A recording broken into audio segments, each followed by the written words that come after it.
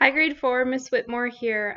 As you know, I've been having trouble with this whole webcam situation, but I think I figured it out. We are going to be reading chapter 32 and 33 today, which you have questions in the PowerPoint I gave you to fill out once you've listened to this. Just to kind of remind you of what we read last time, we were um, Midge had been doing kind of not the best job at the different tasks that they were giving her to do. So they decided to make her the person that brings Gregory, the jailer, his meal. So we're at the point where she's been sent down there and we don't know what's happened yet. So I'll just get started. So chapter 32 is called Beware of the Rats. The candlelight on Midge's tray revealed Gregory limping toward her, the thick rope tied around his ankle, his hands outstretched. You, Gregory presumes, have brought food for the jailer. Gore, said Midge. She took a step backward. Give it here, said Gregory, and he took the tray from Midge and sat down on an overturned kettle that had rolled free from the tower. He bounced the tray on his knees, and he stared at the covered plate. Gregory assumes that today again there is no soup? Eh? Said Midge. Soup, shouted Gregory. Illegal, shouted Midge back. Most foolish, muttered Gregory, as he lifted the cover off the plate. Too foolish to be born, a world without soup.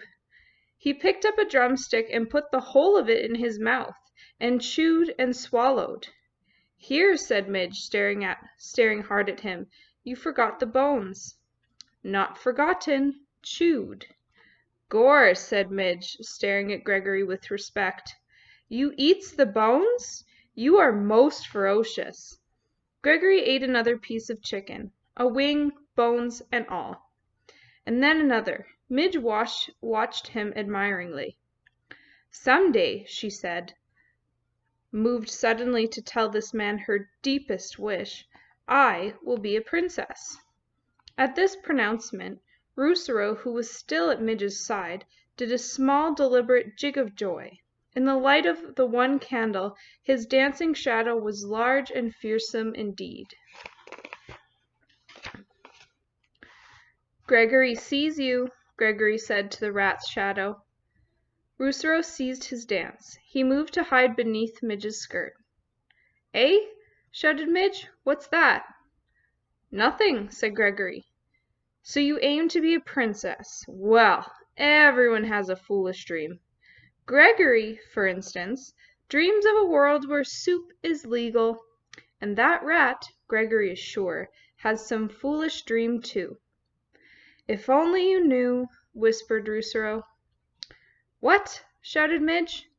Gregory said nothing more. Instead, he reached into his pocket and then held his napkin up to his face and sneezed into it. Once, twice, 3 times. Bless you, shouted Midge. Bless you, bless you. Back to the world of light, Gregory whispered, and then he balled the napkin up and placed it on the tray. Gregory is done, he said, and he held the tray out to Midge. Done, are you? Then the tray goes back upstairs. Cook says it must. You take the tray down to the deep downs, you wait for the old man to eat, and then you bring the tray back. Them's my instructions. Did they entrust you, too, to beware of the rats? The what? The rats. What about 'em? Beware of them, shouted Gregory. Right, said Midge. Beware the rats. Despereaux, hidden beneath Midge's skirt, rubbed his front paws together. Warn her all you like, old man, he whispered. My hour has arrived.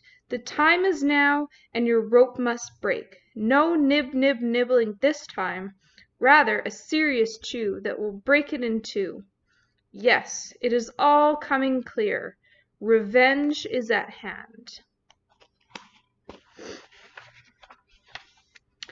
All right, so now we're at chapter 33. This one's called A Rat Who Knows Her Name.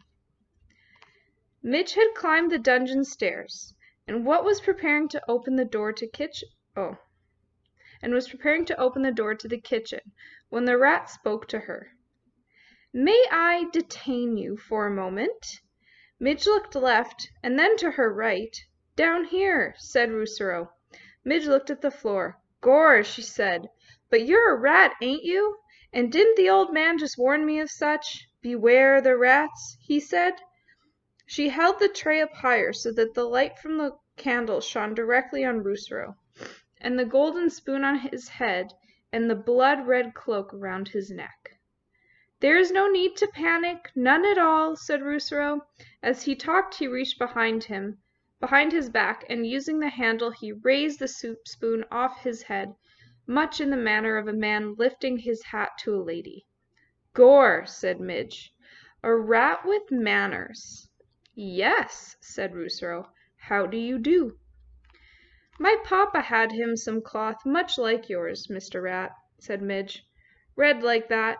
He traded me for it." "Ah," said Rousseau. And then he smiled a large, knowing smile. "Ah, did he really? That is a terrible story, a tragic story." Reader, if you will pardon me, we must pause for a moment to consider a great and unusual thing, a pretentious thing. That great, unusual, pretentious thing is this. Rousseau's voice was pitched perfectly to make its way through the tortuous path of Midge's broken-down cauliflower ears. That is to say, dear reader, Midgery-So heard, perfect and true, every single word the rat Rousseau uttered.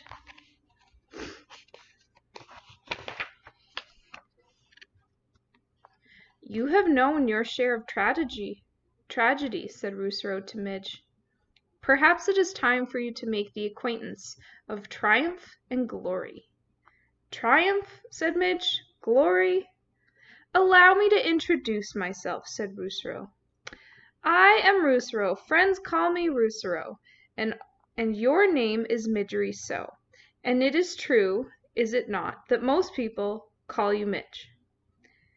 "Ain't that the thing?" shouted Midge. "A rat who knows my name! Miss Midgery, my dear, I do not want to appear too forward so early in our acquaintance. But, may I inquire, am I right in ascertaining that you have aspirations?"